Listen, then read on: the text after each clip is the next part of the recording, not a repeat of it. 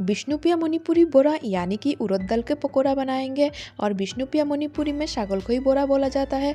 बहुत ही सिंपल और इजी तरीके से बना के दिखाऊंगी आज का टेस्टी वाला पकोड़ा रेसिपी।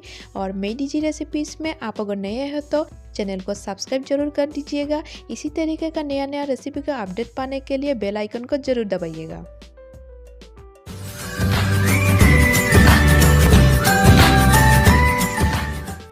उड़द दाल के पकौड़ा यानी कि सागलखोई बोरा बनाने के लिए हम उड़द दाल, चावल, नेन्नम पत्ता, धनिया पत्ता, अदरक और मिर्चा ले लेंगे। और इसमें प्याज ऐड नहीं करेंगे। एक्चुअली विष्णुप्रिया मणिपुरी पकौड़े में प्याज ऐड नहीं किया जाता है। पकोड़े बनाने के लिए सबसे पहले नेन्नम पत्ता को अच्छे से क्लीन करना पड़ेगा और इसके लिए हम पानी ऐड कर देते हैं। पानी ऐड करके अच्छे से हम क्लीन कर लेंगे नेन्नम पत्ता को। और नेन्नम पत्ता को क्लीन करने के बाद बाकी का जो सब्जी है यानी कि धनिया पत्ता, मिर्चा, अदरक एक एक करके ऐड करते जाएंगे।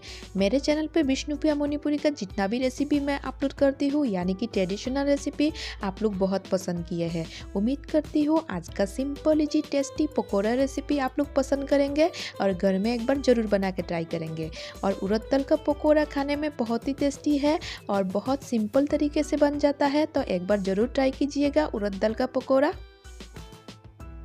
आज का simple easy tasty pakora recipe पसंद आए तो वीडियो को लाइक शेयर जरूर कर दीजिएगा। और मेरे चैनल पे नया है तो सब्सक्राइब करना मत भूलिएगा। इसी तरीके का नया रेसिपी का अपडेट सबसे पहले पाने के लिए बेल आइकन को जरूर दबाइएगा।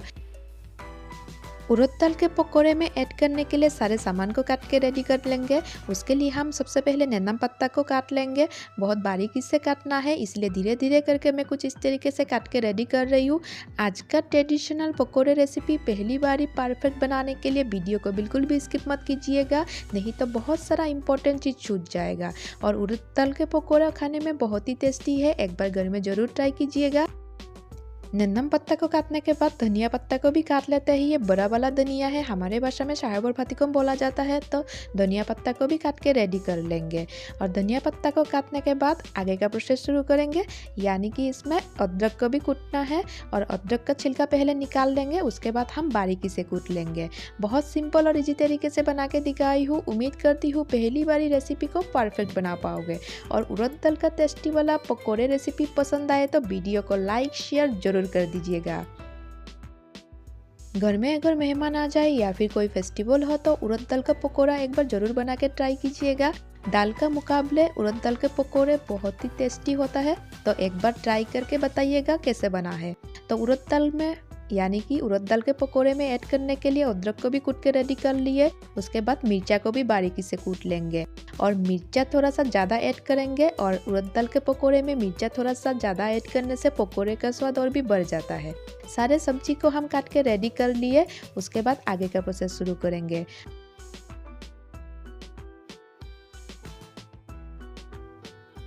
सागलखोई बोरा यानी कि उड़द दाल के पकोड़े बनाने के लिए उड़द दाल को हम 1 घंटे पहले से पानी में भिगो के रखे थे और उसी उड़द दाल को हम अभी अच्छे से पेस्ट बना लेंगे।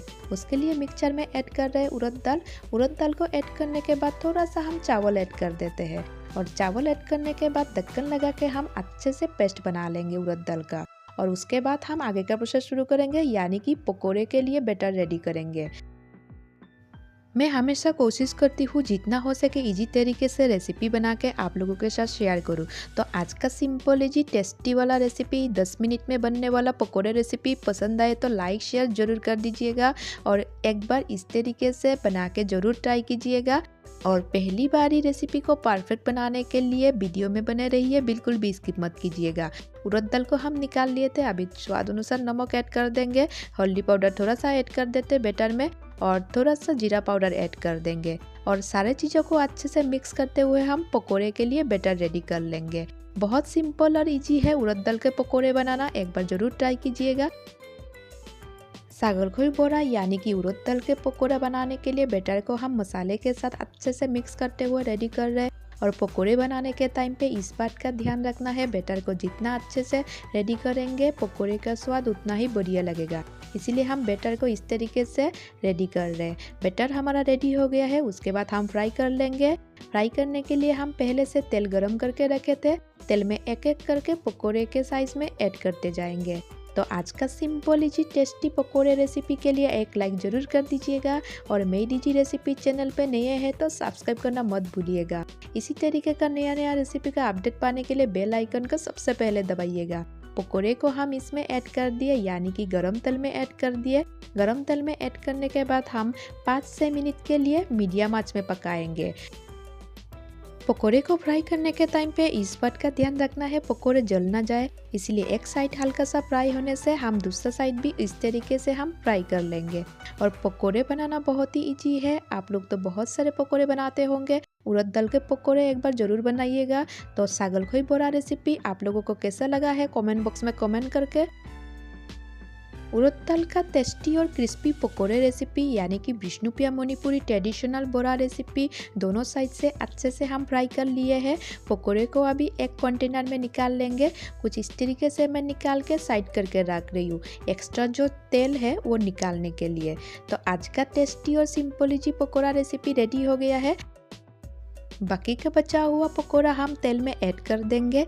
एक एक करके तेल में ऐड करने के बाद फिर से अच्छे से फ्राई कर लेंगे। उड़द दाल का पकोड़ा आज पसंद आए तो वीडियो को लाइक शेयर जरूर कर दीजिएगा। और मेड इजी रेसिपी चैनल पे आप अगर नए हैं तो चैनल को सब्सक्राइब करना मत भूलिएगा और बेल आइकन को सबसे पहले दबाइएगा इसी तरीके का नया रेसिपी का अपडेट पाने के लिए।